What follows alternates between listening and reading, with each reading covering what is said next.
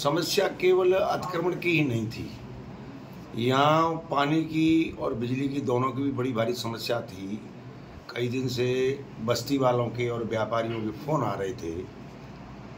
दुर्भाग्यवश में ये धौलपुर में था नहीं।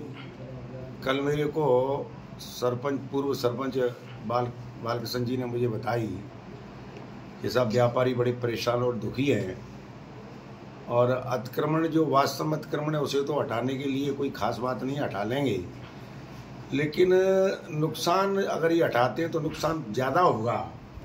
तो एक बार आप आओ, एसडीएम साहब से आके बात करो, ये मुझे उन्होंने बात बताई। तो एसडीएम साहब को कल मैं टेलीफोन किया, मैं 10 बजे या तो घर आऊँ या ऑफिस आऊँ। उन्होंने कहा कहीं भी आप आ जाओ। उसी दरमियान मैंने ईओ साहब की सफाई के लेके और चेयरमैन की सफाई के लेके भी शिकायतें थी, तो उन दोनों को मैंने फ़ोन किया कि भाई आप लोग भी एसडीएम साहब के दफ्तर या रेजिडेंस में जहाँ भी बुलाएं आप आ जाओ। और बिजली के लिए मैंने एक्शन साहब से कही, मैंने एक्शन साहब आप आइए वहाँ और समस्या सुनो व्यापारियों की और बस्ती वालों की, और समाधान कैसे निकलेगा इस पर हमें आपसे बात करनी है। तो इसी को लेके एक मीटिंग, मान लो व्यापारी भी आ गए, सारे लोग आ गए, पत्रकार बंधु भी आ गए। सूचना मेरे ख्याल से मोबाइल के माध्यम से मिली होगी आप लोगों को या किसी ने कही होगी। तो अभी जो चर्चा हुई है उसमें व्यापारी इस बात पर राजी है कि साहब वास्तव में ही जो एक्सेस दिख रहा है अतिक्रमण, उसे हम स्वेच्छा से हटा लेंगे, हमें टाइम दिया जाए। और ये प्रशासन कदम उठाने से पहले हमें टाइम दिया जाए। तो जैसे टीन की समस्या है या आगे नाली के ऊपर जो अतिक्रमण ये बता रहे हैं उसकी समस्या है, इसे हम निश्चित तौर पर दूर करेंगे। तो ये एसडीएम साहब के सामने डिस्कस हुआ, तो एसडीएम साहब ने कही ठीक है भैया आप टाइम बता दो। तो 8 दिन का इनको समय अगले संडे तक दिया है कि फोल्डिंग आप टीन रख सकते हैं, फोल्डिंग टीन। क्योंकि हमें कई बार क्या है कि जैसे उन्होंने एग्जाम्पल दिया कि आग लग गई थी एक दुकान में, तो दमकल जाने में बड़ी प्रॉब्लम आई थी। अगर ये टीनें इस तरह नहीं होती तो हम दमकल समय से आ जाती, समय से उस आदमी का नुकसान बच सकता था। तो ये भी उन्होंने दलील दी। तो इस पर आम व्यापारी सहमत हो गया है कि हम साहब टीन फोल्डिंग ही रखेंगे, और एक्सेस जो टीन निकल रही है उसे हम हटा लेंगे। 8 दिन का हमें समय दिया जाए। और पत्थर जो आगे निकले हुए हैं, पहले हम नगर पालिका को किराया देते थे, तो या तो किराए से वो तय हो जाए, किराए से तय नहीं हो तो एक्सेस जो निकल रही है उस पत्थर को हम हटा लेंगे। बिजली के बारे में बात हुई है तो एक्शन साहब ने कहा कि तो सामान की कमी है मेरे पास। तो मैंने कहा सरकार को लिखो, ऐसी को लिखो, सामान दिलाना मेरा काम है। एक कॉपी आप मेरे को दो, मैं आपको दूंगा। और जो नाजायज काम हो रहे हैं उनके लिए आप मदद लो प्रशासन की। लोग जो जेन्युइन आदमी हैं जो पैसे दे रहे हैं वो भी दुखी हैं, और नाजायज वाले हैं वो भी दुखी तो होंगे ही खैर, क्योंकि उन्हें कोई बिल तो देने पड़ते नहीं है। तो उसकी कोई रेमेडी निकाली है इन्होंने कि साहब हम सामान भी मंगवाते हैं, और लट्ठों की कोई समस्या है वो अतिक्रमण ज़्यादा कर रखे वो लट्ठों को भी हटाते हैं, और बिजली के लिए सामान की जो आवश्यकता है उसे एससी साहब के लिए मैं लेटर लिख के भेज देता हूँ, आप हमारी मदद कर देना। तो मैंने आश्वस्त किया है कि जो सामान लिख के देंगे वो सामान मैं भिजवा दूँगा, और भविष्य में इस तरह का नहीं होगा पूरी रात लाइट नहीं आ रही है। व्यापारी परेशान है, गृहस्थी परेशान है, बस्ती वाले दुखी हैं, छोटे छोटे बच्चे दुखी हैं। 10-10, 12-12 घंटे लाइट नहीं आती है। तो एक्शन को कहा है, और उन्होंने कहा है कि आज के बाद में इस तरह की शिकायत नहीं होगी। वो तो किसी कारणवश इस तरह की बात हो गई, उसने आश्वस्त किया है। जहाँ तक सफाई की बात है तो ईओ साहब और चेयरमैन दोनों ही मौजूद थे।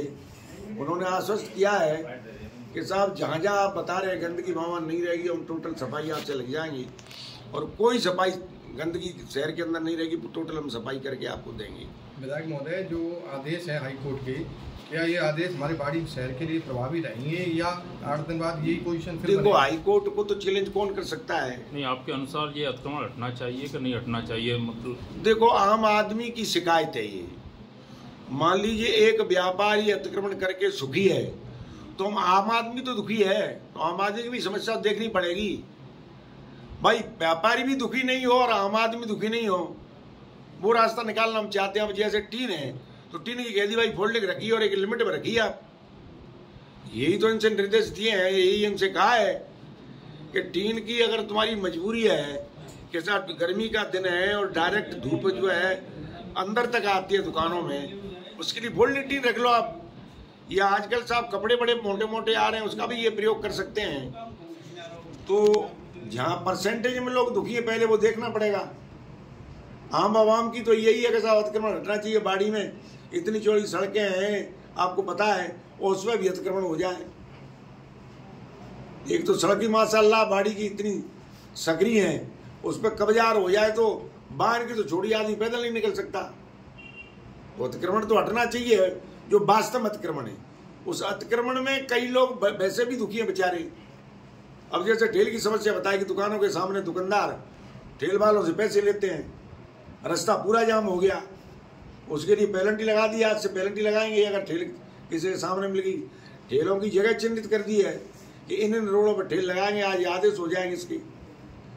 तो इन सारे बिंदुओं पर चर्चा हुई, आपके सामने आप भी मौजूद थे। मैं समझ रहा हूं कि हाईकोर्ट की जो आदेश हैं उसकी भी पालना होगी और नाजायज कोई व्यापारी परेशान नहीं हो वो भी देखा जाएगा, और आम आदमी परेशान है वो पहले देखा जाएगा। एक थोड़ा इससे हटके सवाल है, कभी कल परसों ही पूर्व विधायक ने एक थोड़ा तंज कसाया आप पे कि आप जो विकास कराते हैं एक जाति विशेष के ही एरिया में ही कराते हैं। अभी कोई 5 करोड़ की आपने अभी हाल ही सड़कें करवाई हैं, तो एक ही इलाके में है वो। देखो मेरी एक निवेदन सुनो आप, जाकी रही भावना जैसी प्रभु मूर्त देखी तिन तैसी। उन्होंने पिछले 15 साल से यही काम किया है, तो बिल्ली को तो सपनों में भी छिछले नजर आते हैं। मुझे आप बताइए, मान लीजिए एक सड़क नगर रजई की है, वहाँ आदमी पैदल नहीं जा सकता, तो प्राथमिकता के तौर पर मुझे कराना चाहिए कि नहीं कराना चाहिए? एक सड़क। दूसरी सड़क जो है धीमरी गांव से रजाने की धीमरी और अमोलपुरा की सड़क है, यहाँ सड़क है ही नहीं, पैदल की रास्ता नहीं है, आवागमन कर नहीं सकता, शादी ब्याह वाले जा नहीं सकते, कोई मेहमान जा नहीं सकता, आम आदमी के लिए कोई रास्ता नहीं है। ऐसी जगह सड़क डलनी चाहिए कि नहीं डलनी चाहिए? मुझे बताओ आप, मौके पे जाके देखो, मौके पे जाके पता करो कि अगर मैंने कहीं कोई काम दिया। अब वो अलग बात है भैया, तुमने गुजरों को कोई काम करवाया नहीं 15 साल से, 15 साल से वहां कुछ रहा नहीं है सड़कों का, तो उनकी सुध कौन लेगा? मैं कोई जाति एक का नेता तो हूं नहीं, वो तो जाति एक के ही नेता थे, मैं तो एक जाति का नेता नहीं हूं। मुझे तो सारे समाज का सहयोग है, सारे समाज का आशीर्वाद है, और मैंने कभी कराया नहीं। और मैं आपसे ही पत्रकार बंधु पूछना चाहता हूं, कोई जाति का ठप्पा मेरे ऊपर आज तक लगाया क्या? भाई मुझे 25 वर्ष हो गए, कभी किसी बदमाश गुंडा किसी भी जाति का मैंने मदद किया है क्या? और अगले के यहाँ देख लो, कोई चोर उठाई गिरे, गुंडे और बदमाश भरे रहते थे ऑफिस में। तो ऐसा कतई नहीं है, ये उनका भ्रम है, क्योंकि उस तरह के उन्होंने काम किए हैं तो उसे कोई मानसिकता बनी हुई है। बाकी मेरे लिए सब समाज एक है, और ये तो सरकार ने 5-5 करोड़ रुपए दिए थे प्रत्येक एमएलए को सड़क के लिए, तो जहां वास्तव में आवश्यकता थी।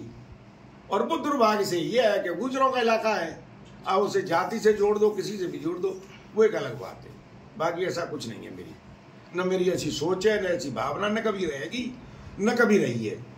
एक लास्ट क्वेश्चन, बाड़ी में ये सभी लोगों में अभी यही है कि जो नगरपालिका पंचायत समिति की जो जांच चल रही थी उसमें क्या चल रहा है?